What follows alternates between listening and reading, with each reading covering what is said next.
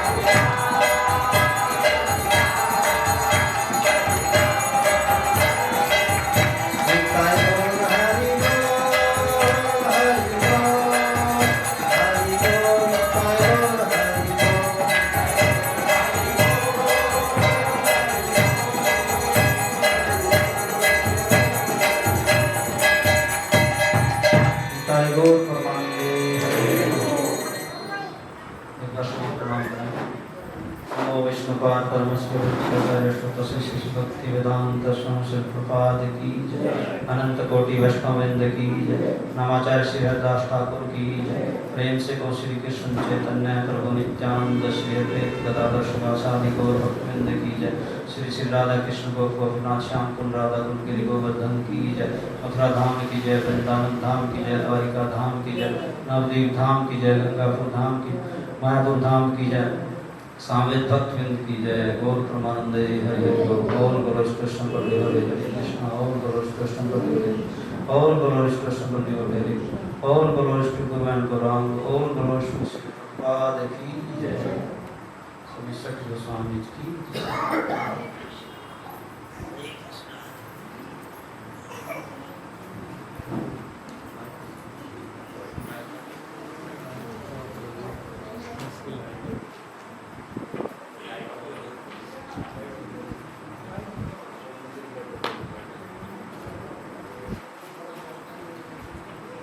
हरे कृष्ण। आज की कक्षा का की मुझे सेवा मिली। मेरा इतना सामर्थ्य तो नहीं, ना इतना ज्ञान, लेकिन फिर भी सीनियर ने जो है आशीर्वाद दिया। आप सभी भक्तों की कृपा से मैं कोशिश करूँगा। कलयुग में जो षट गोस्वामी या भगवान ने हमारे लिए क्या किया, कलयुग के लोगों को उद्धार के लिए क्या क्या किया, तो उसके बारे में थोड़ा बताने की कोशिश करूँगा। अगर कोई त्रुटि हो तो कृपा क्षमा करें, क्योंकि अधिकतर सीनियर बैठे हैं मेरे से। तो सबसे पहले प्रणाम करेंगे।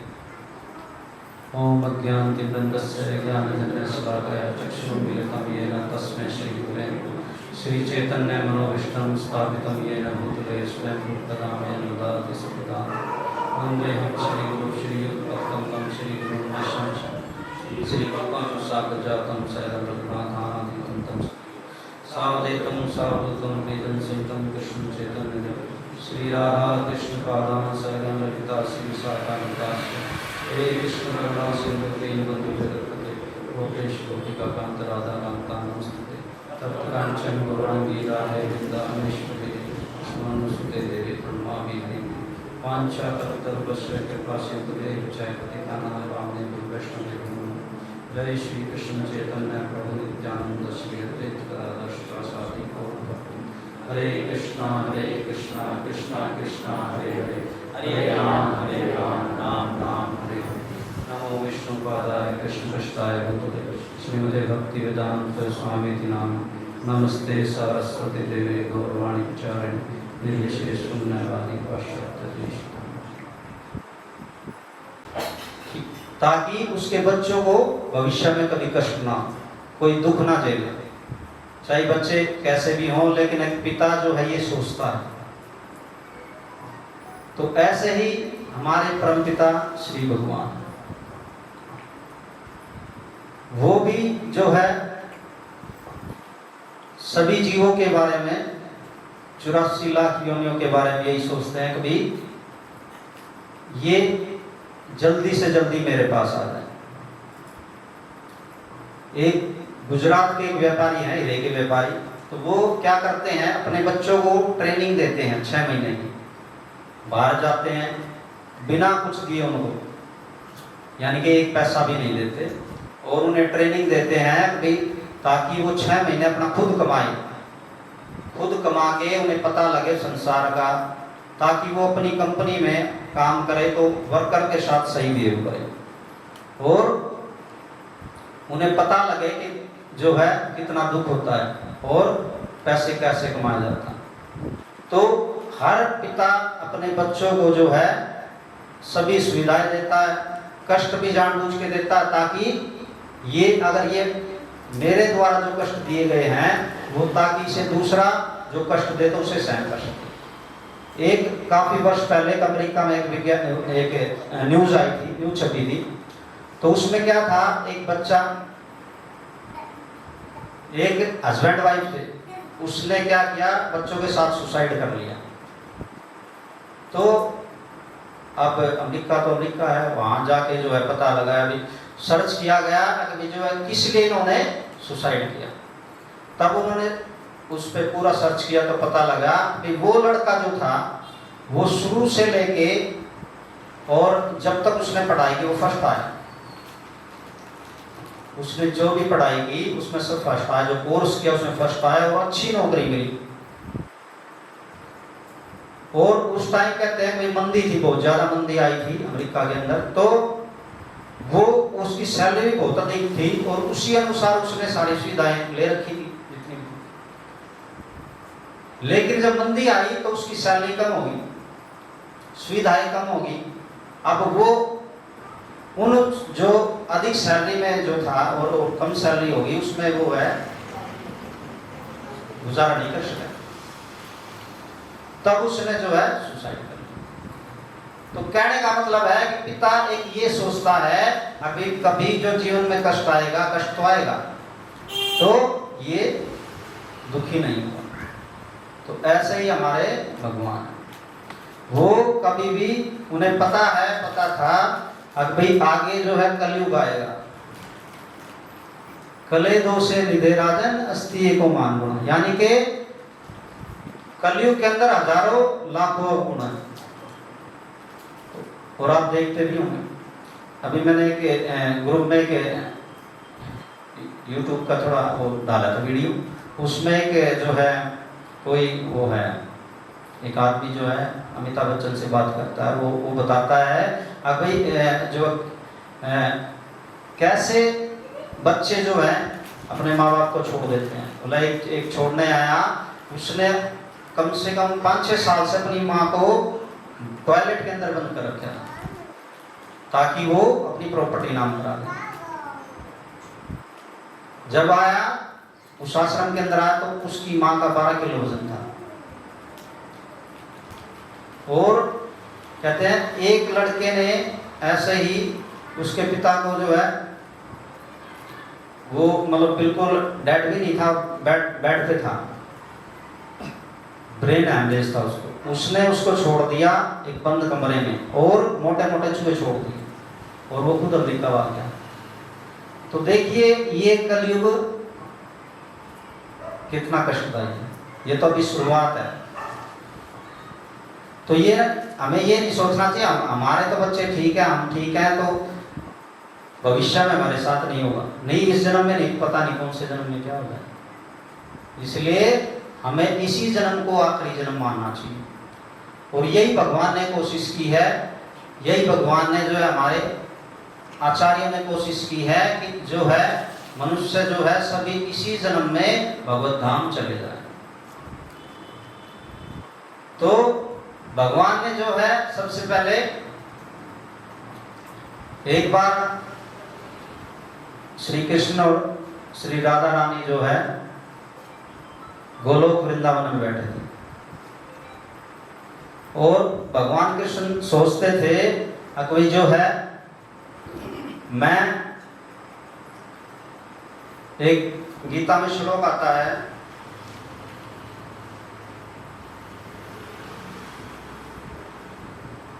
जो मैं जिस भाव से जो मुझे भजता है उसे मैं भजता हूँ, यानी कि उसका पोषण मैं करता हूँ।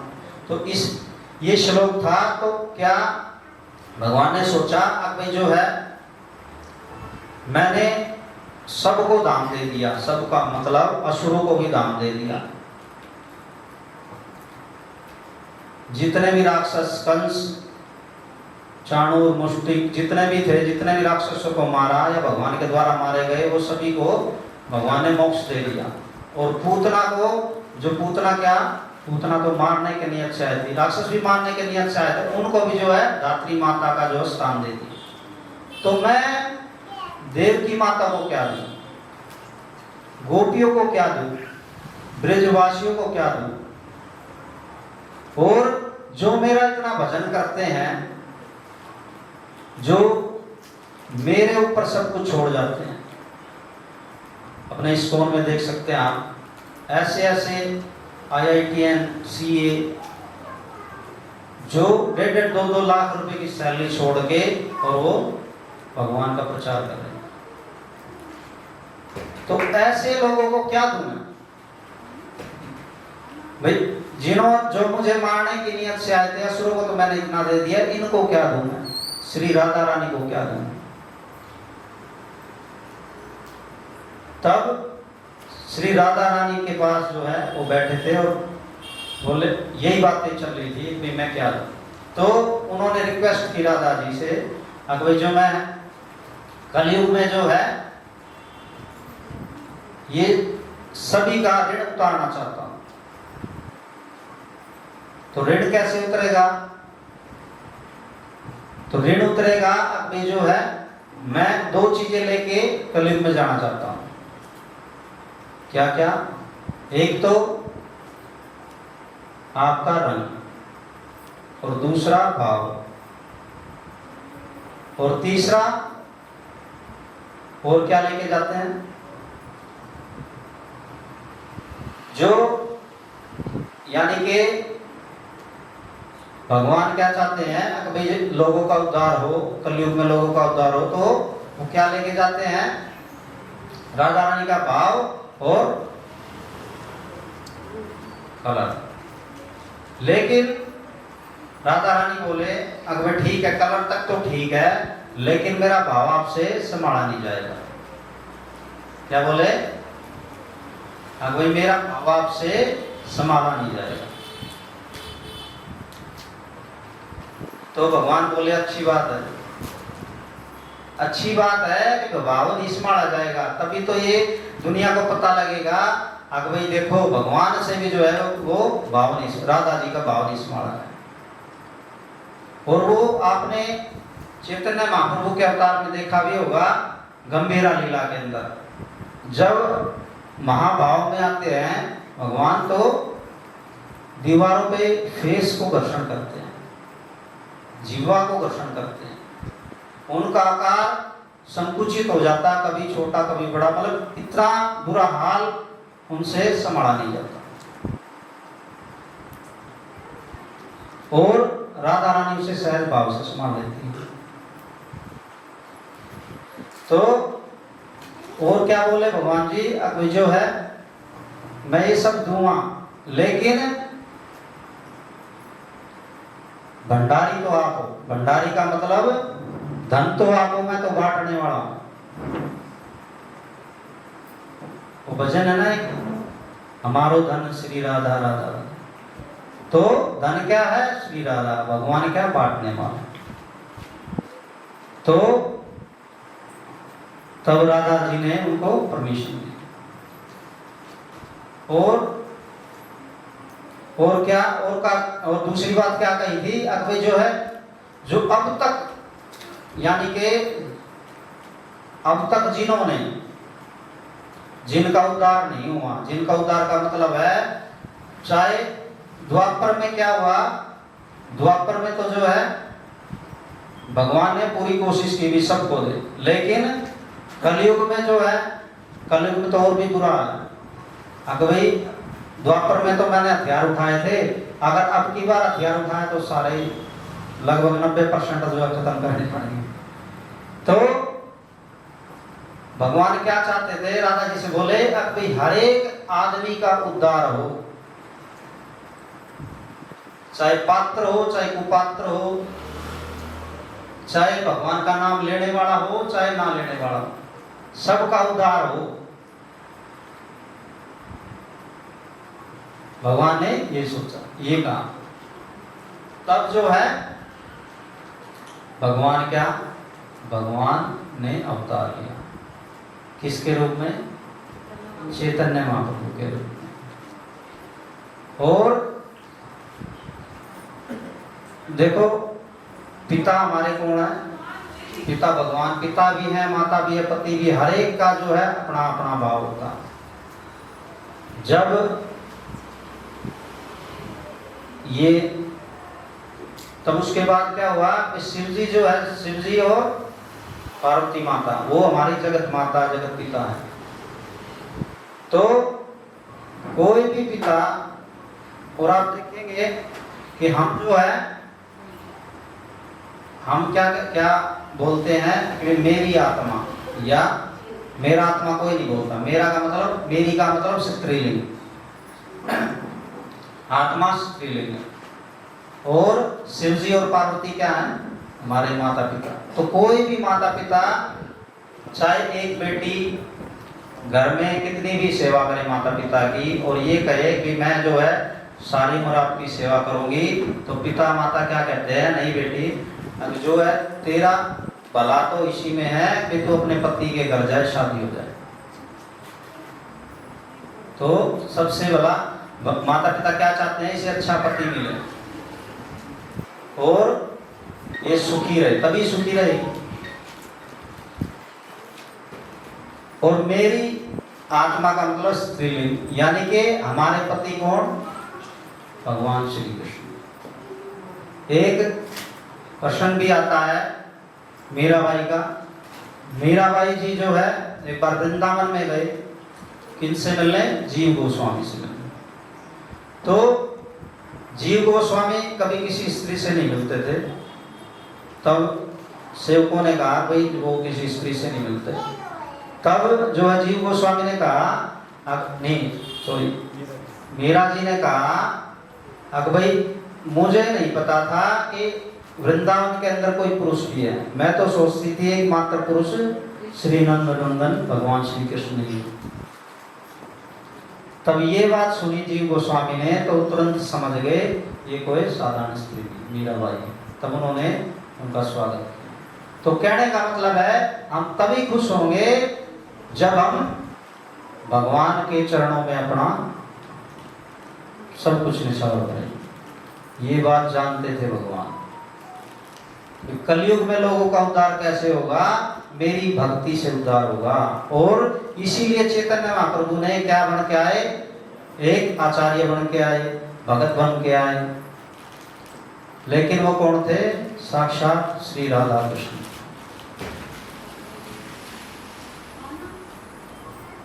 लेकिन वो क्या थे, उन्होंने वो क्या चाहते थे, अकबरी जो है भाव तो उन्होंने ले लिया, लेकिन उस भाव में वे हमेशा रहते थे। शुरू में बहुत से लोगों का उद्धार किया। सार्वभौम भट्टाचार्य जो अपने आप को वेदांत का बहुत बड़ा पंडित कहते थे, उनको ज्ञान दिया, उनको अपना रूप दिखाया। लेकिन जो भगवान का मकसद था वो पूरा नहीं हो रहा था।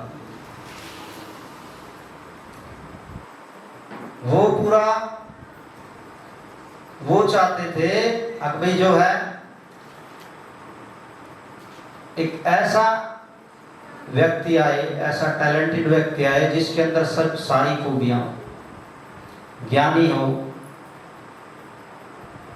ज्ञानियों में क्या बृहस्पति जैसा हो, शांत हो, तपस्वी हो, योगी हो, हर सर्वगुण संपन्न। लेकिन आजकल उस टाइम भी एक गुण ही मिलना मुश्किल था। तो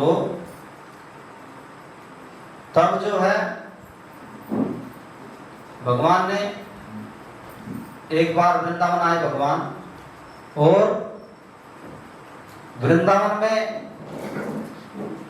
देखो दो चीजें मेन है। एक तो क्या है, एक तो तीर्थ स्थान, और दूसरा क्या, शास्त्र। अगर ये दो चीजें हैं तो उद्धार आसान।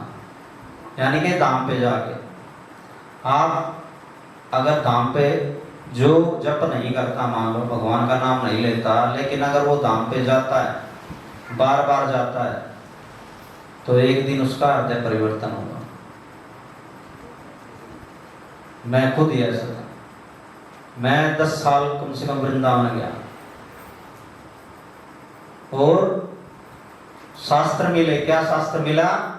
मेरा दोस्त जो लेके गया था वो आजकल इस दुनिया में नहीं है, तो वो मेरी उम्र का दोस्त था और हमेशा साथ थे। तो मुझे याद है जब वो मुझे पहली बार लेके गया, गोवर्धन की परिक्रमा कर रहे थे, तब मैंने उसके चरणों की तरफ हाथ किया। मुझे अब पता नहीं क्यों मेरा हाथ गया, लेकिन मैंने उससे एक बात कही कि राम, आज तू जो है मुझे सही जगह पर लेके आया। और यकीन मानना, उसके बाद मैं कभी कोई किसी तीर्थ पे नहीं गया, नहीं वैष्णो देवी भी और हरिद्वार भी, काफी जगह गए। धीरे धीरे और क्या, फिर हम 2-3 बार गए। तो उसके बाद मैंने एक तो टीवी पे हम सुनते थे विभागतम, तो मैंने गीता प्रेस गोरखपुर की एक बुक स्टॉल थी। उस टाइम ISKCON से नहीं जुड़े थे, ना पता था मुझे। तो मैंने कहा अब भाई मुझे भागवतम दे दो। तो एक ही भागवतम आती है पूरी मोटी। तो उन्होंने दिखाया और एक लिफाफे में डाल के, जो है एक बैग में डाल के दे। तो यकीन मानना, जब मैंने उसे खोल के देखा तो भागवतम नहीं थी, भगवत गीता थी। क्यों? मैंने देखा, अच्छी तरह वहां देखा, उन्होंने डाला, पेमेंट भी उसकी ली, लेकिन घर आके देखा तो भगवत गीता थी। देखिए, दो चीजें होती हैं, या तो भगवान मिल जाए, अगर भगवान मिल जाए तो वो आपको सही गुरु मिला देंगे, और यदि गुरु मिल जाए तो वो आपको भगवान से मिला देंगे। तो धीरे धीरे जब गीता पढ़ी तब जो है, क्योंकि पहले जो है हमें गीता ही पढ़नी चाहिए, तो शास्त्रों का इतना महत्व है। धीरे धीरे चेंज हुए, फिर जो है ISKCON से जुड़े, भगवान ने कृपा की, और जो है श्री प्रभुपाद की शिक्षाओं से जुड़े। नहीं तो वो किसी से भी जुड़ सकते। लेकिन जो प्योर शुद्ध भक्ति जो है, मैं ये नहीं कहता कि वो संस्थाएं भी है, लेकिन जो मैंने अनुभव किया, मैंने देखा सुना पढ़ा वो इस्कॉन में शुद्ध भक्ति मिलती है। तो शास्त्रों का और तीर्थों का, तीर्थ स्थान का इतना बड़ा महत्व था। अब ये दो इच्छाएं कैसे पूरी हो भगवान की? क्यों? क्योंकि जब उस समय जो है वृंदावन को कोई नहीं जानता था। आज से 500 साढ़े 500 साल पहले कोई नहीं जानता था राधा कौन, श्याम कौन। सिर्फ दो चीजों से पहचाना जाता था वृंदावन। किन दो चीजों से? एक तो गिरिराज भगवान और दूसरे यमुना जी। सिर्फ दो चीजों से पहचाना जाता। एक बार भगवान, और ये उस टाइम क्या था? क्यों? मुगलों का राज्य था। किसका राज्य था? मुगलों का। उन्होंने क्या किया था? जो सभी मंदिरों को तोड़ दिया और विग्रह, उस टाइम क्या विग्रह को तो लेकिन पंडितों ने या भक्तों ने बचा लिया। क्यों? क्योंकि वो जानते थे भी जो है मंदिर तो फिर बन जाएगा, लेकिन विग्रह कहां से आएगा? तब जो है विग्रह को कहीं कहीं छुपा दिया गया और कहीं इधर उधर भाग गए। तो मोहम्मद गौरी के एक मुंशी थे, तो उन्होंने एक बुक लिखी, लिखा भी है। तो उस बुक में उसने लिखा अभी जो है जन्मभूमि के अंदर एक ऐसा मंदिर था जो 2.5 अरब स्वर्ण मुद्राओं से, अगर 2.5 अरब स्वर्ण मुद्राएं हो और पूरी दुनिया के अच्छे कारीगरों को बुलाया जाए, फिर भी वो मंदिर 200 साल में पूरा नहीं हुआ, ऐसा मंदिर था। इतनी भव्यता थी, यानी कि इतना सब कुछ था वृंदावन के। और मोहम्मद गौरी ही कहते हैं 1000 ऊंट लेके आया था और वो जो है उन 1000 ऊंटों में सोना चांदी हीरे जवाहरात सब कुछ भर लिया, फिर भी बच गया था।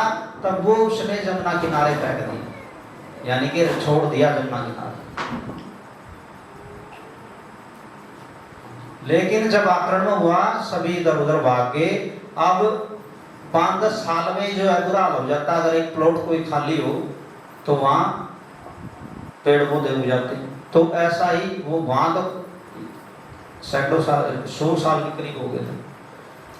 तो वहां कौन रहने लगे? लुटेरे रहने लगे। जंगल बन गया पूरा, जानवर, जंगली जानवर घूमते थे और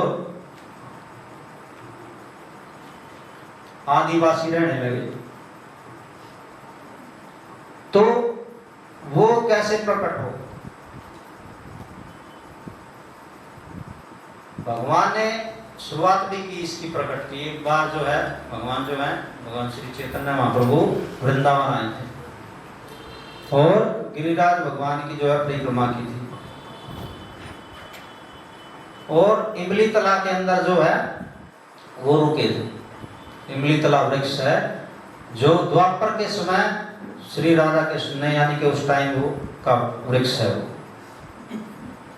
और रास किया था, भगवान ने भी रास किया था और चैतन्य महाप्रभु ने भी रास किया था।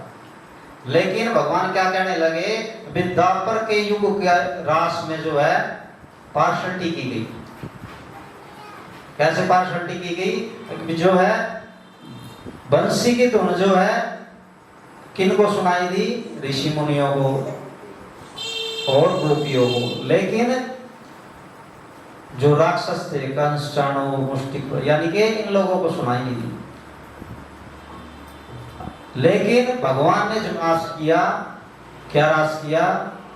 वहां बंसी की धुन नहीं थी, वहां क्या थी? हरि नाम की धुन थी।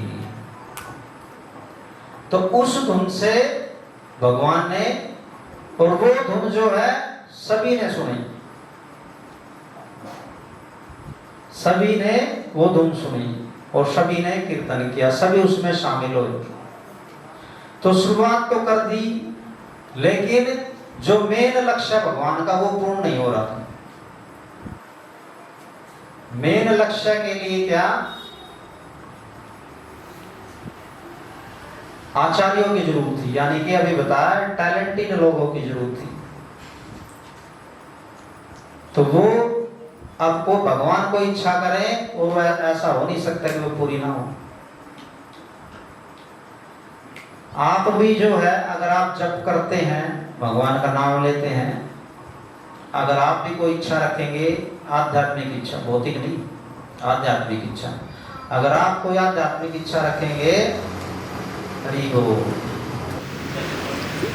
तो सबसे पहले मेन मुख्य कौन थे इनमें? रूप गोस्वामी और सनातन गोस्वामी।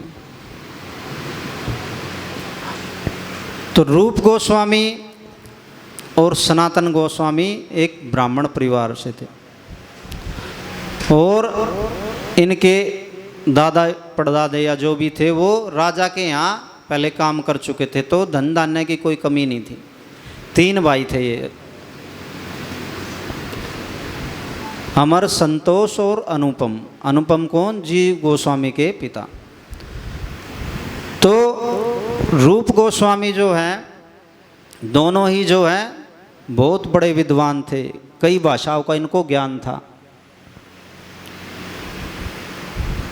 लेकिन कमी क्या थी? एक मुसलमान के यहाँ, शासक के यहाँ नौकरी करते थे और उनके यहाँ नौकरी करके इनको जो है दबीर खास और शाकिर मलिक का इनको नाम दिया। अब नौकरी तो ये मुसलमान की करते थे, मुगलों की करते थे, लेकिन मन में क्या था? अकबर जो है मन में एक टीस थी, एक इच्छा थी अकबर जो है कब हम जो है भगवान का नाम जप कर पाएंगे, कब ये मुसलमान की नौकरी छोड़ के भगवान की सेवा करेंगे। राम कहते हैं राम केली के अंदर इन्होंने श्याम कुंड, राधा कुंड, कुसुम सरोवर इनकी जो है स्थापना की थी। दिन में नौकरी करते थे और रात को जो है भजन करते थे। मजबूरी भी थी। क्यों थी? क्योंकि उस टाइम शासक जो है मुगलों का जो है आतंक था, उनको धमकी भी दी गई थी, अकबर जो है सभी ब्राह्मणों को मार देंगे या अत्याचार, हिंदुओं पर अत्याचार करेंगे, कुछ ये कारण भी थे। तो मजबूरी में जो है, जैसे हम सोचते हैं कि भाई मजबूरी में हम फंसे हुए हैं, जो भगवान का नाम जप कर लेता है, भगवान का नाम लेने लगता, वो सोचता अच्छा फंस गया भाई शादी करके, काश ये पहले मिले होते इस्कॉन वाले तो मैं भी नहीं शादी करता। तो ऐसे ही उनकी इच्छाएं थी।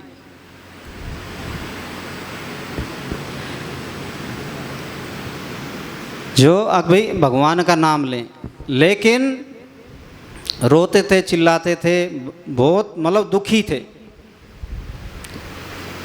और जब ये दुख बहुत अधिक बढ़ गया तब भगवान से प्रार्थना करते थे। देखिए प्रार्थना में बहुत शक्ति है। अगर हमसे कुछ काम नहीं होता, ये आध्यात्मिक लेवल के तरक्की की बात बता रहे हैं, यानी कि भौतिक में नहीं कि भौतिक में प्रार्थना कर भगवान 1 लाख की लॉटरी लगा दो, ये नहीं।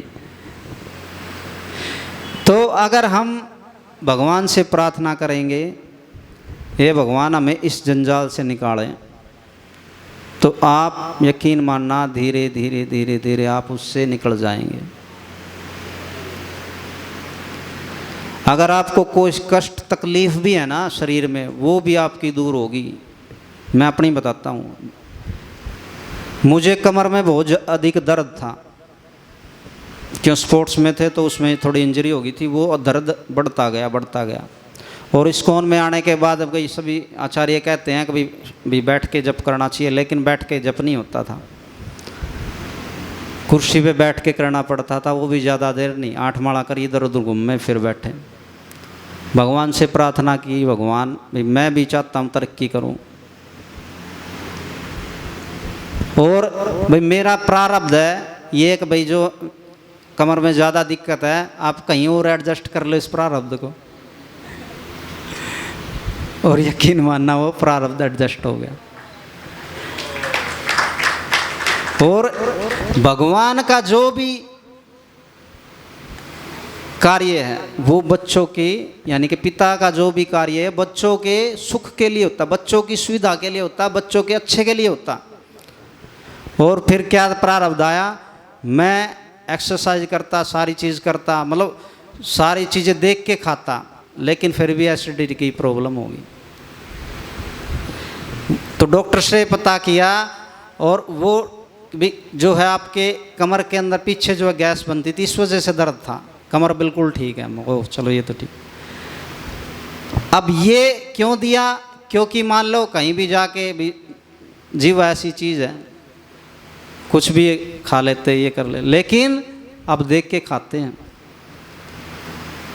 अब वेट भी ठीक है और शरीर भी ठीक है। देखो प्रारब्ध से हमें क्या मिलती है, हमें कष्ट मिलता है, प्रारब्ध से हमें क्या मिलता है, बीमारी मिलती है।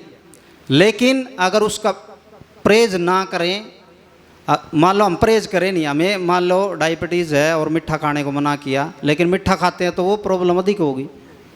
प्रारब्ध में तो डायबिटीज़ है, लेकिन मिठा खा के वो हम सोचे भी प्रारब्ध में ये तो चलेगा, नहीं, ऐसा नहीं है। वो परहेज अगर करेंगे तो वो ठीक हो जाएगा।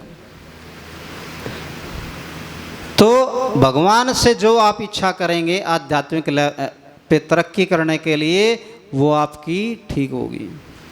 और एक और प्रार्थना की थी मैंने, मैं बाहर प्रचार के लिए जाता था, कभी महेंद्रगढ़, कभी 2-3 गांव में जाता था, कलानौर। तो महेंद्रगढ़ जब प्रचार कर रहे थे तो डिवोटी कुछ 4-5 डिवोटी आते थे, ज़्यादा नहीं आते थे। तो ऐसे ही बात चल गई जनसंख्या के ऊपर। मैंने कहा अबे प्रभु जी इतनी जनसंख्या महेंद्रगढ़ में, लेकिन भगत 4 हैं। तो बात बात में पता लगा प्रभु जी रोहतक में कितनी जनसंख्या है, कितनी है वैसे, 5-6 लाख होगी। तो वहाँ कम थी, उनकी कम थी महेंद्रगढ़। तो उसी टाइम जो है मन में आया, अक भाई ये ठीक कह रहे हैं। देखिए हमारे अंदर कौन बैठा है, भगवान बैठे हैं परमात्मा रूप में। मैं मीरा का एक बार चरित्र पढ़ रहा था, तो उसमें दासियों ने उनसे सवाल किया, अक भाई जो क्या कारण है, अक भाई जो हम बुरे कर्म करते हैं अच्छे कर्म करते हैं, या हमें कौन हमें रोकता है, कौन हमें अच्छा ज्ञान देता है। वैसे तो गीता में भी लिखा है ये बातें, लेकिन वो बात मेरे को क्लिक कर गई मीरा जी की। मीरा जी ने कहा अक भाई अंदर बैठे परमात्मा में जो है वो हमें गाइड करते हैं। जब हम उनकी सुनते हैं ना तो वो हमें गाइड करते हैं, लेकिन अगर हम उनको इग्नोर कर दें तो वे भी हमें इग्नोर कर देंगे। जैसे एक पिता बार बार कोई काम कहे वो ना करे तो कहेगा ठीक है तू कर ले, तो ऐसे ही भगवान है। तो मेरे मन में आया अक भाई जो है रोहतक के अंदर इतनी जनसंख्या है और भगत कितने, तो मैं क्यों ना रोहतक में प्रचार करूं।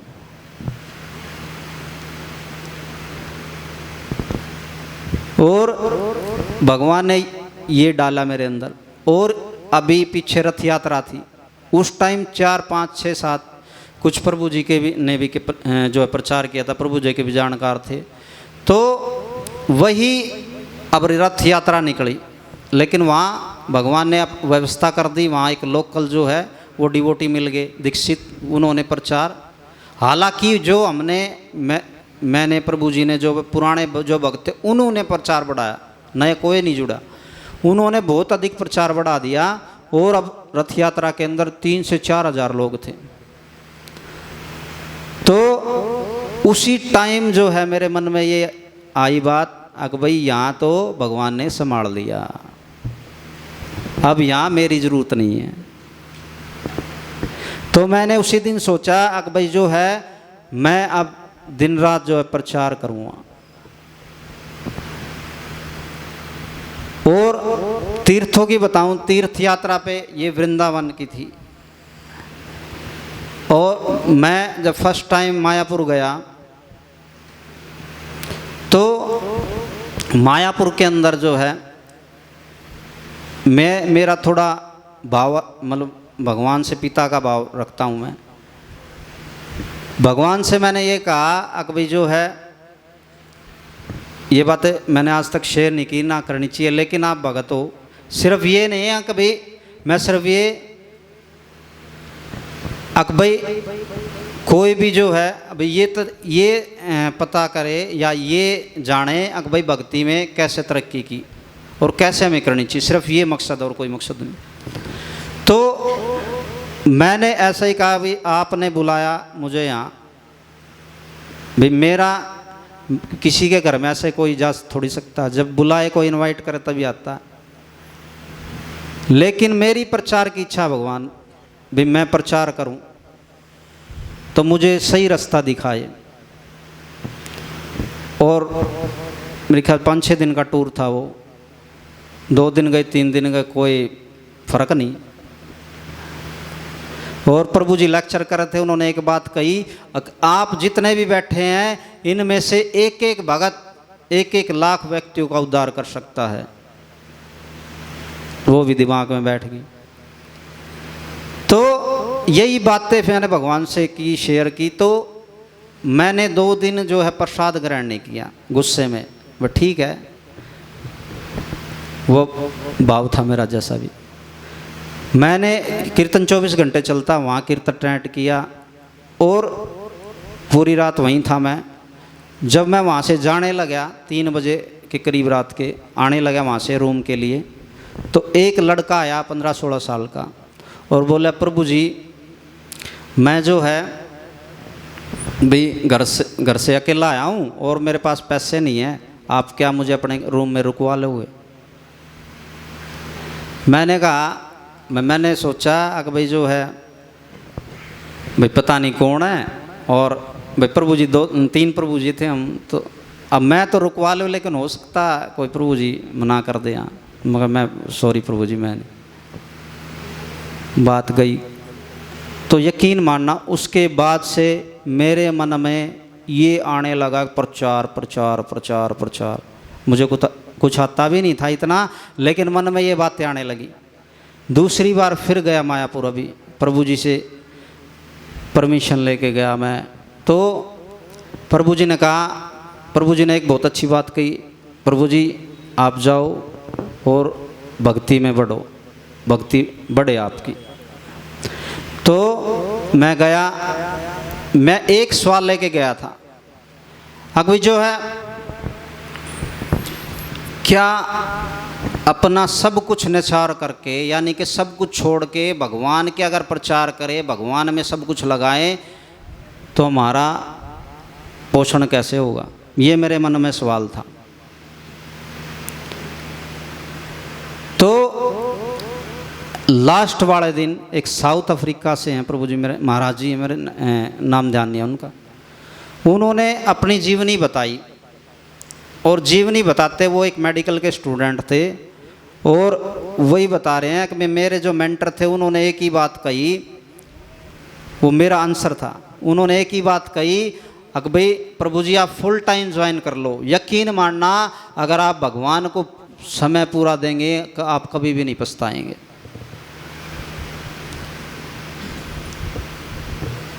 यानी कि मेरा भी यही क्वेश्चन था। तो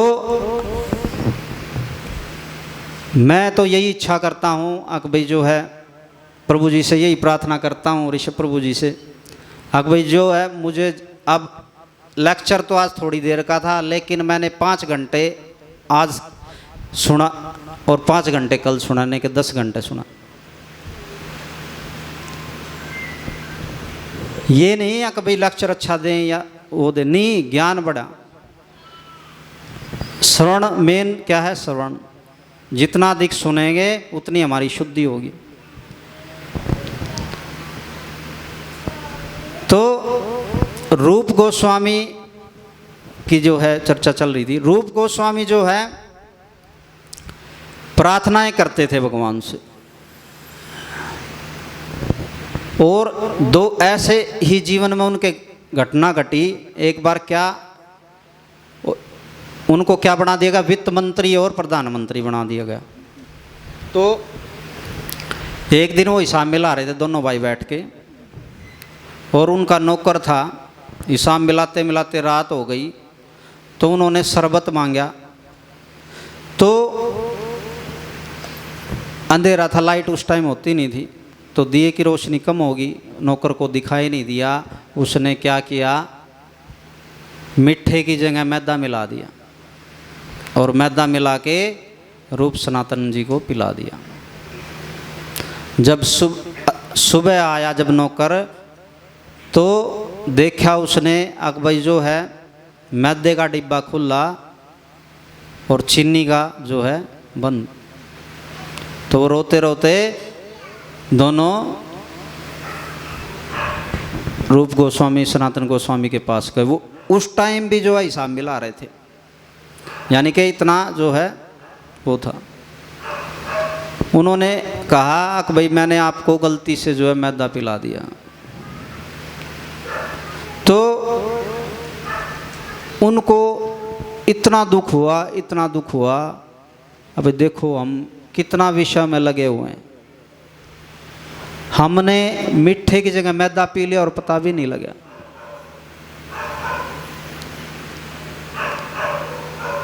वो क्यों थे, देखो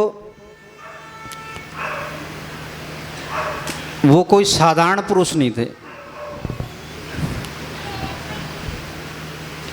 एक तो भाई मंजरी थे, वो रूप मंजरी,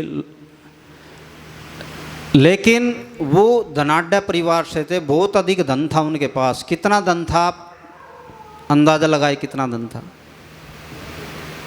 उनके पास 22 लाख स्वर्ण मुद्राएं थी। कितनी थी? और सोने की मुद्राएं। और वो मुद्राएं आज की नहीं, आज मान लो आज तो 5-10 ग्राम की होती है।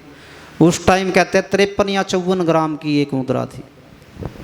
अब 22 लाख से गुणा कर लो कितनी होगी। कहते एक देश के पास भी नहीं इतना सोना, बाकी पता नहीं। तो हम पैसा कमाते हैं, काम करते हैं, नौकरी करते हैं, लेकिन अगर हमारे अंदर जो टीस नहीं है, अगर भाई जो इतना विषय में लगे हैं, हमारे मन में अगर नहीं आया, या तो हम कभी भी भक्ति में नहीं जा सकेंगे। आप चाहे 16 माला करो, डेली करो, लेकिन नाप अपराध की स्थिति से आप ऊपर नहीं उठ सकते जब तक आपके मन में ये नहीं आएगा मैं विश्व में फंसा हूँ, भगवान मुझे निकाले। नाम आप शुद्ध नाम तो बहुत दूर की बात है, आप नाम आभास तक नहीं पहुँच सकते जब तक आपके मन में ग्लानि नहीं होगी, विश्व से ग्लानि नहीं होगी। तो उनको विश्व से ग्लानि थी। उन्होंने, अच्छा एक घटना फिर और हुई।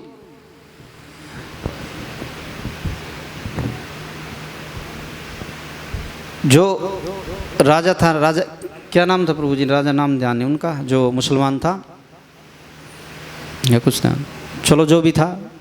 तो वो राजा एक बार रात को रूप गोस्वामी को लेके चले गए, अकबई जो है चलो कहीं काम जाना है।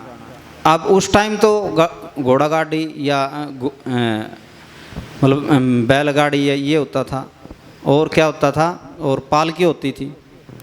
तो 4 कार जो है आए और उनको जो है ले गए और जा रहे हैं। बारिश हो रही है, बहुत जो है ख़राब मौसम है, बारिश हो रही है जैसे 2-3 दिन से चल रही है। तो बारिश हो रही है तो एक क्या देखते हैं, एक धोबी और धोबन एक झोपड़ी में थे। जब पैरों की आवाज़ आई, पैरों की आवाज़ आई तो दोनों बातें कर रहे हैं कि भाई कौन है, देखो। धोबी बोला कि भाई जो आप देखो जाके कौन है, भाई कोई जानकार हो, एक बार देखो, गेट खोलो या जैसा भी है। तब जो है वो बोले नहीं, इतनी रात को कौन होगा? बोला और कौन हो सकता है? बोला 3 लोग ही हो सकते, 3 में से 1 ही हो सकता है। बोला कौन? पहले नंबर पे या तो कुत्ता, या गुलाम, एक चीज और गई थी उन्होंने, कुत्ता, गुलाम, चोर। हाँ जी, यानी कि इन 3 में से 1 हो सकता। ये बातें रूप गोस्वामी ने सुन ली और जाकर जो है सनातन गोस्वामी के पास बहुत रोए और कहा कि अब जो है मुझसे जो है इस मुसलमान की नौकरी नहीं होती, बहुत हो गया। अब जो है मेरे से जो है इनकी गुलामी नहीं होती। क्या भैया, भाई चोर, गुलाम और कुत्ता एक ही बात है? बोला हाँ एक ही बात है।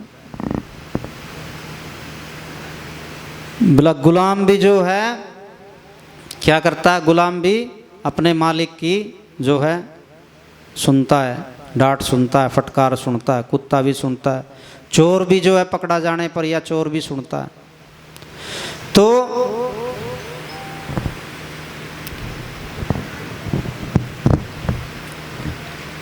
रूप गोस्वामी जो है बहुत दुखी हुए और सनातन गोस्वामी से कहा कि भाई जो मैं अब नहीं, अब जो है मुझे इससे छुटकारा चाहिए भैया।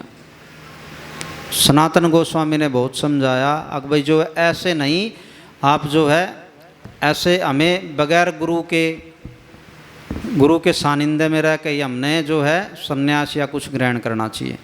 जैसे अगर हम कच्चा फल तोड़ लें तो वो कुछ काम का नहीं है, फल पकने के बाद ही जो है हमें क्या करना चाहिए? खाना चाहिए। तो ऐसे ही है, भगवान स्वयं ही प्रबंध कर देंगे। अगर हमारी इच्छा है अगर भाई हमें जी जंजाल से निकले का मतलब ये नहीं है कि भाई छोड़ छाड़ के जो है संन्यास का मतलब है कपड़े पहनने से सन्यासी नहीं होता। मन के अंदर वैराग्य होना चाहिए। गोस्वामियों के मन के अंदर वैराग्य था, ऊपर से सब कुछ कर रहे थे वो, लेकिन उनके मन के अंदर वैराग्य था। हमारा उल्टा है, मेरा तो खास कर भाई ऊपर से तो हम भगत है लेकिन अंदर से विषयों में लिप्त है। तो हमें मन से वैराग्य लेना है और वो कब आएगा? वो प्रार्थनाओं से आएगा। अगर हमारे प्रयास से कुछ नहीं हो रहा तो हमें प्रार्थना करनी चाहिए, अधिक से अधिक सुनना चाहिए, श्रवण करना चाहिए। जितना अधिक सुनेंगे उतना अधिक हम भक्ति में तरक्की करेंगे। क्यों? क्योंकि भक्ति की कितनी 9 स्टेज होती हैं।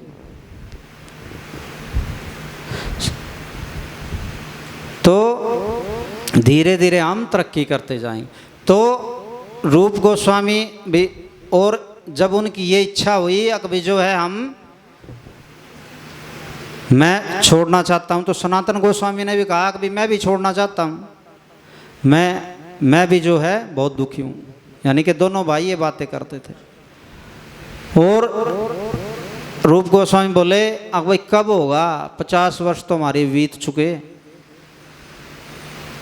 भाई कब भगवान आएंगे या कब हमें मौका मिलेगा? मौका तो यही है कि आज ही छोड़ दो।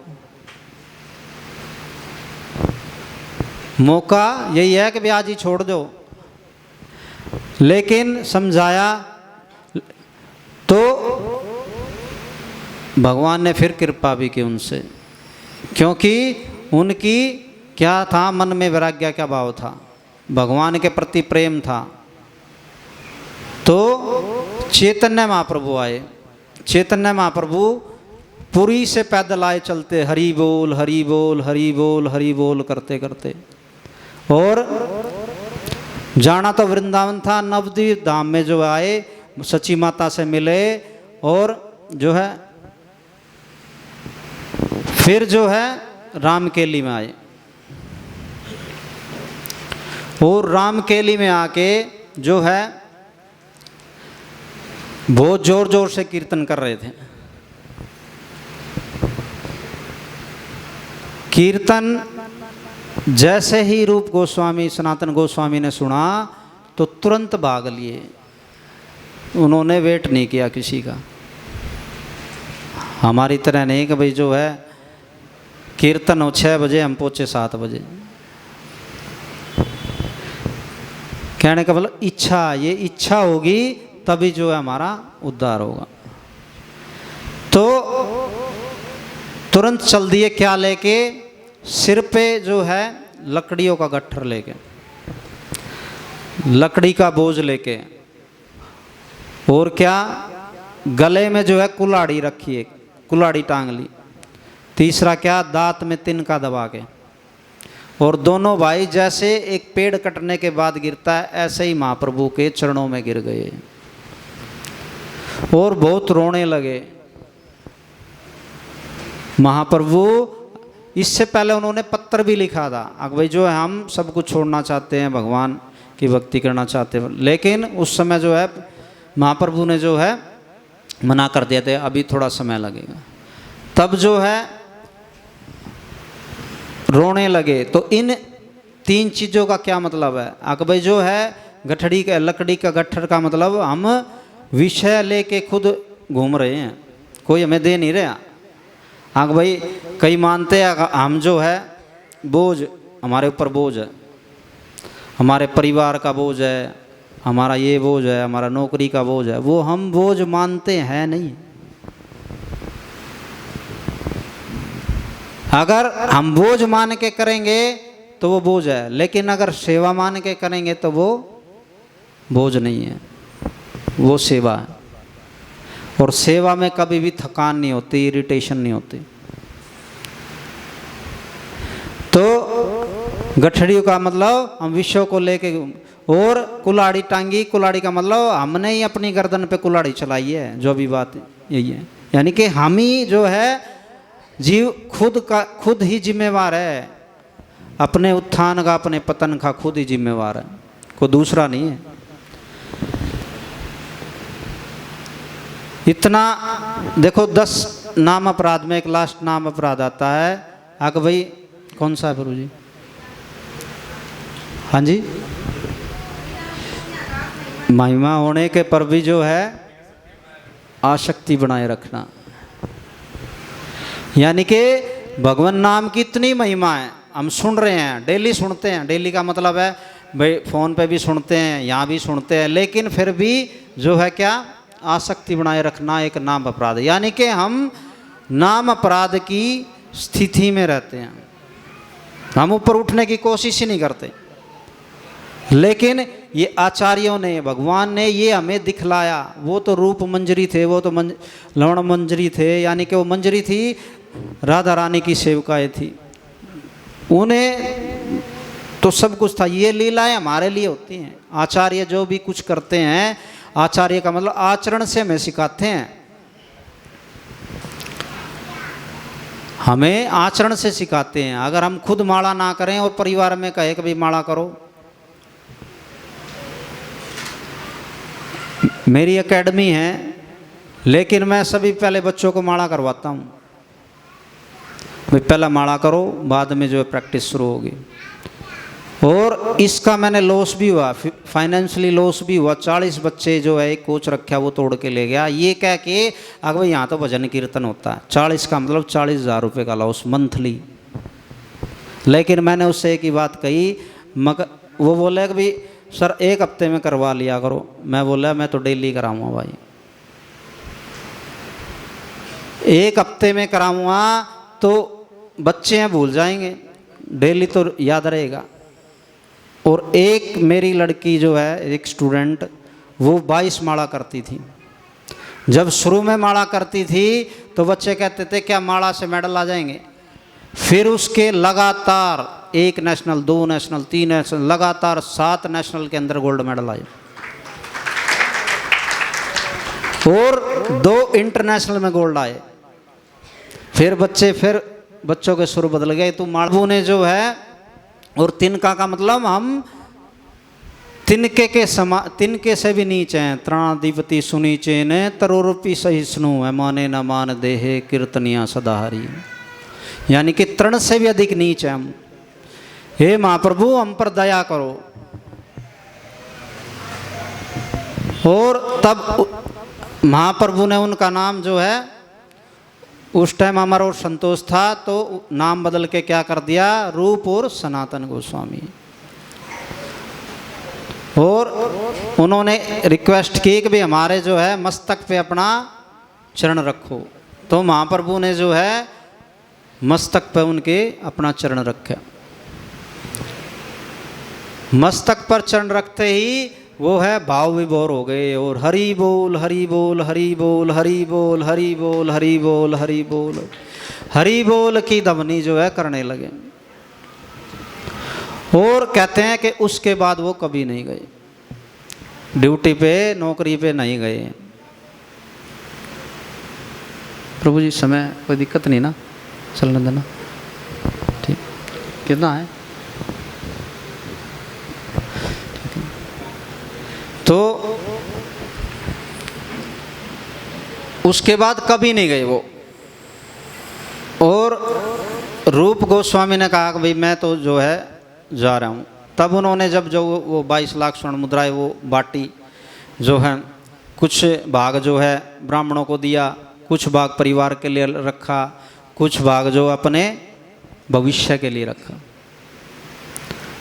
तो ये चीज़ें भी जो है हमें धन का संचय कैसे करना चाहिए, ये सारी चीज़ें जो हमें आचरण से सिखा रहे हैं हमारे आचार्य। क्यों? क्योंकि कलयुग के अंदर इन चीज़ों की बहुत अधिक आवश्यकता है। अगर हम इस युग में अगर हम भगवान की भक्ति नहीं करेंगे तो आप खुद भी महसूस करना, अगर एक दिन या 2 दिन माला ना हो उस दिन बहुत अधिक क्रोध आता है। मेरे बच्चों को पता है, मान लो एक दिन माला नहीं हो, कोई अगले दिन करता हूँ तो बच्चे कहते हैं पापा साथ दूर रही हो, पापा की आज माला नहीं हुई। तो कहने का मतलब है ऑटोमेटिकली गुस्सा आता। यानी कि हमारा मूल स्वभाव है जो हम लेके पैदा हुए, क्या काम क्रोध लोभ मोह मद मत्सर्य, ये हमारे क्या है मूल स्वभाव हैं। ये मूल स्वभाव जब खत्म होंगे जब हम ध्यानपूर्वक जप करेंगे। नाम अपराध की स्थिति में हमारे ये जो है दोष खत्म नहीं होंगे। जब हम नाम आभास की स्थिति में पहुंचेंगे तब ये दोष खत्म होंगे। धीरे धीरे जो है हमारा जो है ये सब दोष खत्म होंगे जब हम ध्यानपूर्वक जप करेंगे। तो रूप सनातन गोस्वामी जो है, रूप गोस्वामी जो है चले गए और कहाँ मिले? चैतन्य महाप्रभु से प्रयाग में मिले। और 10 दिन तक उन्होंने जो है उनको शिक्षा दी, जो रूप शिक्षा के नाम से जो प्रचलित हुई। उसके बाद सनातन गोस्वामी भी जो है ड्यूटी नहीं जाते थे। तो सनातन गोस्वामी क्या थे? घर पे ही भजन करते थे, घर पे ही जप करते थे, सब कुछ जो है। और अपने उसको शासक को बोल दिया अकबी जो है मैं बीमार हूँ, तो उन्होंने वैद्य भेजे। क्यों? क्योंकि बहुत इम्पोर्टेंट व्यक्ति थे उस शासक के लिए, मुस्लिम शासक के लिए बहुत इम्पोर्टेंट व्यक्ति थे वो। पूरा राज्य जो है उन्होंने संभाल रखा था। और वो एकदम ना आना उनको बहुत अधिक नुकसान था। और वो क्या हुआ, सनातन गोस्वामी के पास उन्होंने पता किया कि वो बीमार हैं, तो उन्होंने क्या वैद्य भेजे। वैद्यों ने पता किया कि वो तो ठीक ठाक है जी, कुछ नहीं, उनकी नाड़ी तो स्वस्थ है, वो स्वस्थ है। तब क्या वो खुद आए, वो खुद आया और बोला कि भाई सनातन क्या आपको क्या तकलीफ़ है? भाई कोई बीमारी है, कोई दिक्कत है? आपकी सैलरी कम है, मैं तो डबल कर दूँगा, 5 गुना कर दूँगा, 10 गुना कर दूँगा। अगर हमारी कोई ऐसी सैलरी बढ़ाए प्रभु जी हो रही है माड़ा मोड़ा, हम तो ड्यूटी कराएं। ये हमारी स्थिति। तो उन्होंने सिर्फ हाथ जोड़ के एक ही बात कही कि भाई जो है अब मैं नौकरी नहीं कर सकता, अब मैं आपकी नौकरी नहीं कर सकता, अब तो मैं जो है भगवान का नाम लूँगा।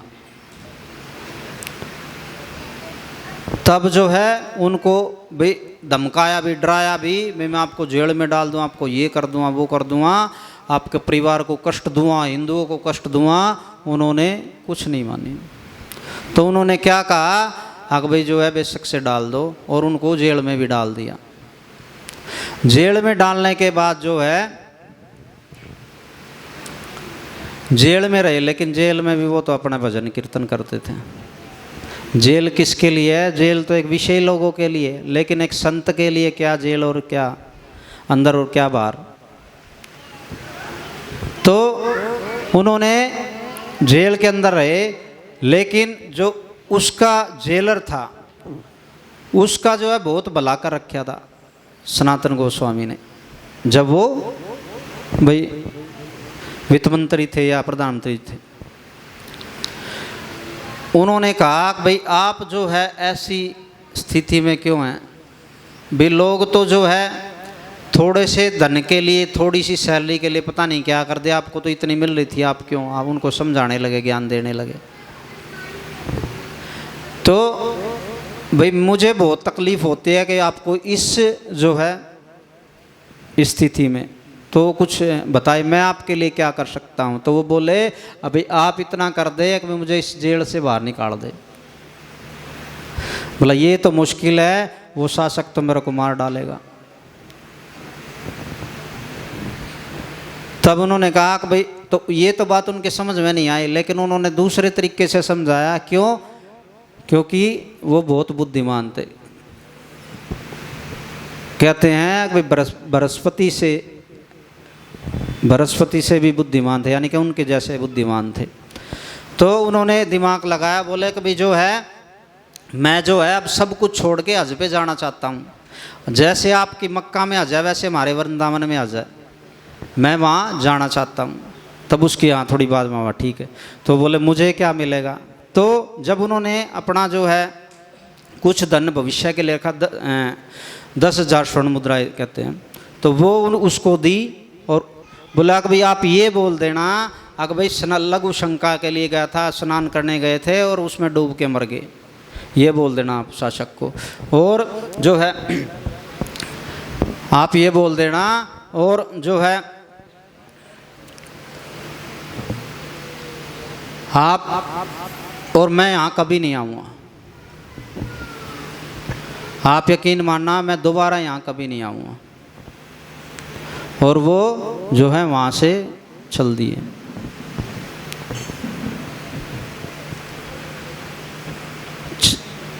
जंगलों से गए, यानी कि बहुत लुकते छुपते जो है वो गए। और एक बीच में उनके कौन मिले? उनके नहीं, इससे पहले जो है एक बीच में एक जो है पहाड़ टाइप में एक छोटी सी जगह पड़ती थी, और उसने अपना एक सनातन गोस्वामी ने अपना एक नौकर रखा साथ में। और वो जमींदार था।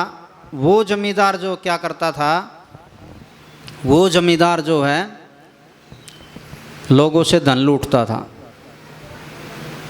और धन लूट के उसने जो क्या किया, उनको ठहराया, हाँ भाई आप जो यहाँ रुको, मैं सुबह आपको जो है क्रॉस करवा दूँ।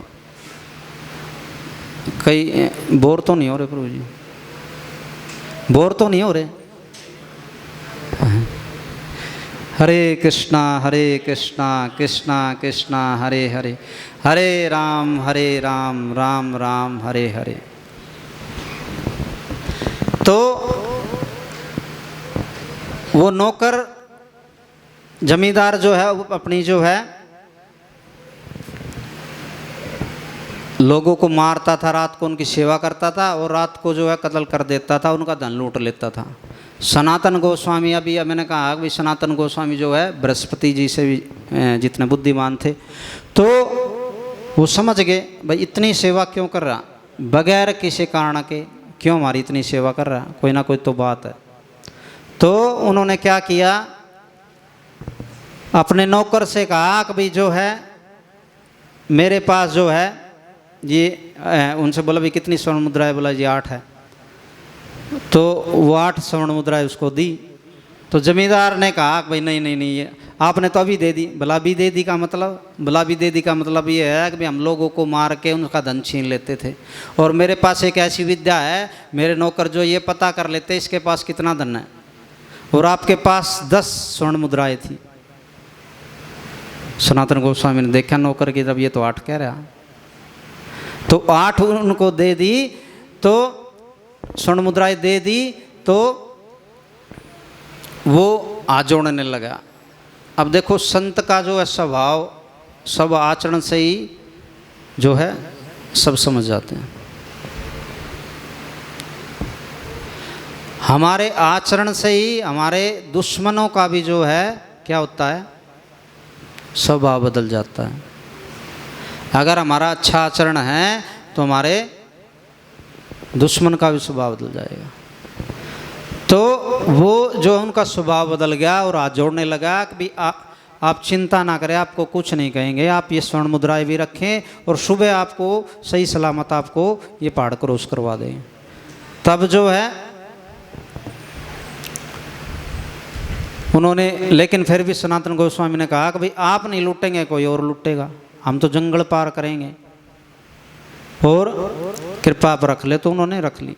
तो सुबह पार करवाया। तो नौकर उनके साथ गया, और साथ जाके जो है उसने नौकर से कहा, देखो शुरू से ही नौकर उनके साथ था, वो कहा कि भाई आपकी और मेरी नहीं बनेगी।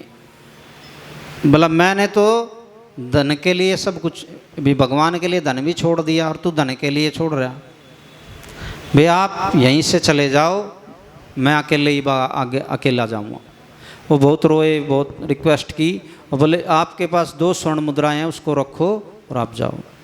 तो सनातन गोस्वामी जो अकेले ही चल पड़े।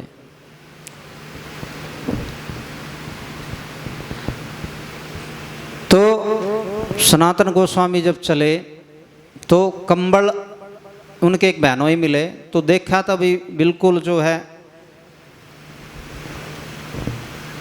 बहुत जीर्ण शीर्ण अवस्था में जो है बैठे भजन कर रहे थे। अब वो थे तो उनके बहनोई भी जो है वो राजा के जी काम करते, नौकर थे, तो वो भी धनवान थे। देखा अभी रिक्वेस्ट की, भाई जो आप इस हालत में, समझाया उनको जैसे हमारे रिश्तेदार पीछे पड़ते हैं। बोले आप, बोला तू तो अच्छा भगत बना, ना खाता ना पीता। तो उन्होंने बहुत समझाया, लेकिन सनातन गोस्वामी ने भी मना कर दिया, भाई मैंने तो अब सब कुछ छोड़ दिया। तो उन्होंने रिक्वेस्ट करके जो है भाई आगे आप जाएंगे तो बहुत सर्दी है, हमें आपको मौसम का नहीं पता कैसे सर्दी है, यहाँ तो आपको पता है, आप मैं एक कंबल लेके देता हूँ, आप वो ले जाएं, मैं और सिर्फ ये इतनी रिक्वेस्ट है। तो वो कंबल लेके चले गए। तो वो कंबल लेके चले गए और जो है कहाँ गए, काशी के अंदर। काशी के अंदर चैतन्य महाप्रभु मिले और 2 महीने तक उनको शिक्षाएं दी, जो सनातन शिक्षा के नाम से प्रसिद्ध हुई। और उनको आदेश दिया, अभी जो आचार्यों ने किया वो अब शुरू होता है। ये तो चले ना प्रभु जी, क्या प्रभु जी? अच्छा टाइम, ठीक है ठीक है। देखिए आगे जो सनातन रूप शिक्षा हुई, उसके बाद मंदिरों का जो है, मंदिरों को प्रकट किया, वृंदावन को प्रकट किया, यानी कि तीर्थों को प्रकट किया। भगवान ने आदेश दिया, अब भाई आप जो है शास्त्र लिखें और जो तीर्थों को इसको प्रकट करें, ठीक है, मंदिरों को प्रकट करें। तो ये सारी चीज़ें किसके लिए? क्योंकि तीर्थ होगा और शास्त्र होंगे, तभी जो है कलयुग के लोगों का उद्धार होगा। ये अभी तो समय कम है, नहीं तो और आगे बहुत स्टोरी थी, बहुत जो है कथा थी, जो है कैसे भी क्या क्या किया आचार्यों ने हमारे लिए, क्या किया। ये तो अभी सठ गोस्वामी की पूरी नहीं, अभी तो हमारे गुरु परंपरा है सारी चीज़ें। तो नेक्स्ट टाइम जो है प्रभु से कंटिन्यू करेंगे। प्रभु से प्रार्थना, प्रभु जी ने खुद ही बोल दिया। धन्यवाद प्रभु जी। हरे कृष्णा।